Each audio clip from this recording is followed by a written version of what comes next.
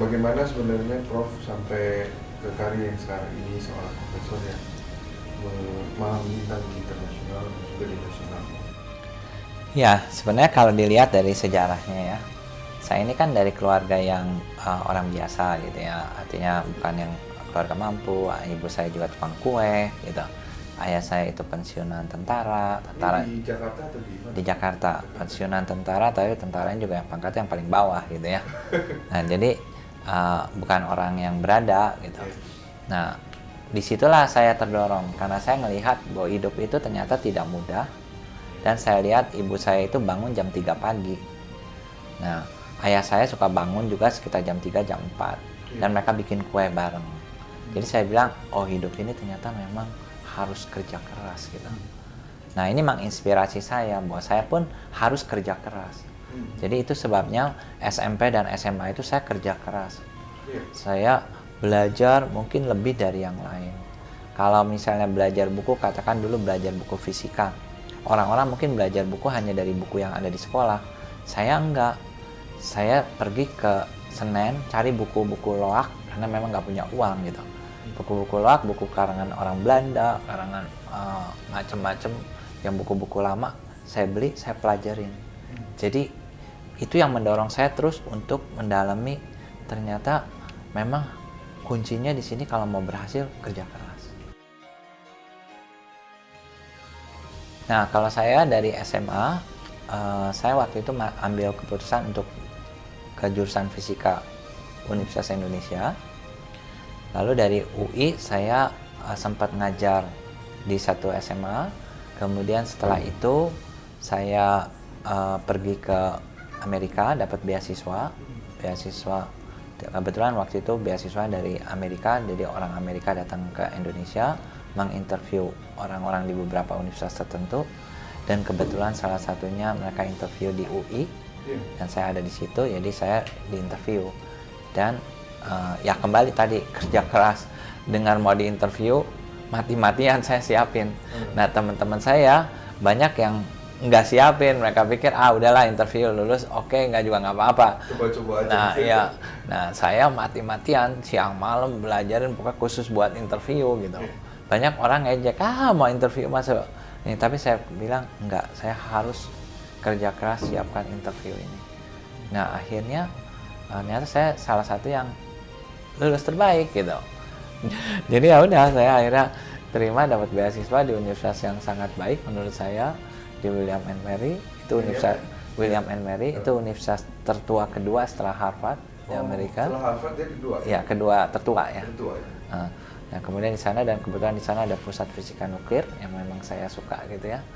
Nah, saya belajar di sana sampai akhirnya PhD gitu. Sampai PhD. Saya lihat PhD-nya Prof itu sampai 4 koma ini. Iya. Jadi memang ya itu kembali kerja keras. Karena di sana itu lebih ini lagi saingannya orang-orang dari Cina yang belajarnya mungkin lebih keras dari saya. Jadi gini, waktu saya pulang dari perpustakaan jam 11 malam, saya kan udah pulang jam 11, itu orang Cina itu yang dari mainan itu masih di situ. Nah, iya, besok paginya saya datang jam 7 pagi dia udah nongol. Saya bilang kapan pulangnya? Nah, itu dorong saya. Dia bilang, ini orang waduh gila banget kerjanya. Saya bilang, wah saya harus lebih keras lagi. Nah, itu yang dorong saya bahwa harus kerja keras, saya bilang gitu aja. Nah, jadi saya sepanjang di sana itu memang kerja luar biasa gitu. Nah, dampaknya ini ke bawah terus sekarang. Sampai sekarang pun saya kerja keras, tidur cuma 3 jam. Tiap hari nih? Tiap hari. Jadi kira-kira jam berapa? Jam 3 udah bangun. Jam 12 tidur, jam 3 bangun? Iya. Jam 11, jam 12 tuh udah tidur loh. Karena jam 2, kadang-kadang setengah 3 udah bangun.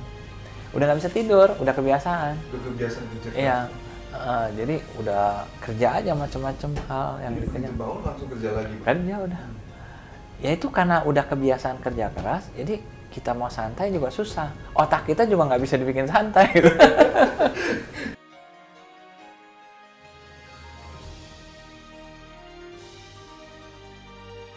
Saya memulai beberapa olimpiade, tapi juga memulai membawa anak-anak Indonesia untuk olimpiade. Nah, ini juga unik. Saya kan milih waktu itu ke William and Mary. Iya. Nah, uniknya begini, ternyata di William and Mary itu tahun 93 diadakan Olimpiade. Nah, waktu saya ngelihat Olimpiade ini, wah saya bilang, kok Indonesia nggak ikut ya? Nah, lalu kalau saya cari-cari info, gimana kalau mau ikut? Wah nggak bisa tuh kalau ngikutnya mesti apa? Mesti jadi observer dulu. Wah kalau observer dulu saya bilang nggak bisa. Lalu, nah terus saya ada sedikit KKN, karena dosen saya kan panitianya, kan di William and Mary kan, itu semua jadi panitia kan dosen. Saya bujukin, kita mau bawa siswa boleh dong. Aturannya nggak boleh mereka bilang. Nah terus udah gitu nggak boleh. Ya boleh lah, kita bujuk-bujuk akhirnya boleh. Nah begitu boleh, terus udah gitu Filipina yang dengar Indonesia boleh, daftar juga. Akhirnya dia dibolehin juga. Jadi Indonesia waktunya Prof.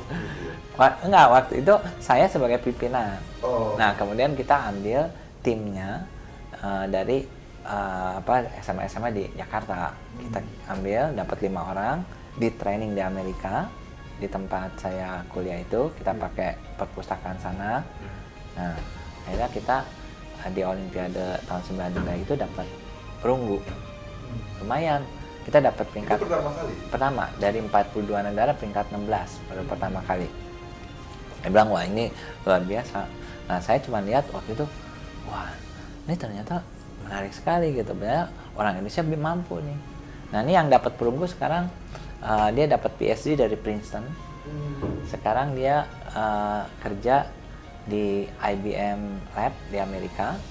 Nah mungkin nanti dia setelah beberapa waktu pengalaman dia akan kembali ke Indonesia. Jadi kemarin yang dapat, yang salah satu ya, dari 5 itu, 5 siswa itu juga mereka ada yang dapat banyak penghargaan di Jepang gitu. Jadi anak-anaknya hebat-hebat sekali.